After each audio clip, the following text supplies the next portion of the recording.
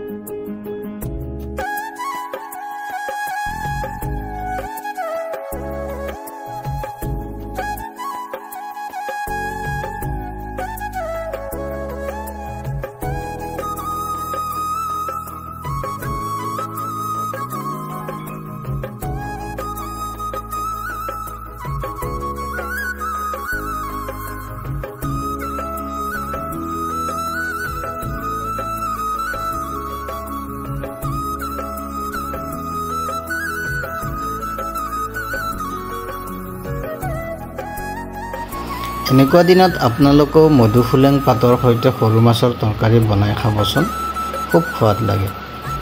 ভিডিঅ'টো ভাল পালে লাইক আৰু শ্বেয়াৰ কৰিবলৈ নাপাহৰিব। যিসকলে নতুনকৈ মোৰ এই ভিডিঅ'টো চাই আছে তেওঁলোকে যেন মোৰ চেনেলটোক ছাবস্ক্ৰাইব কৰে।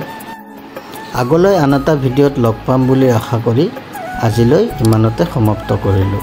ধন্যবাদ।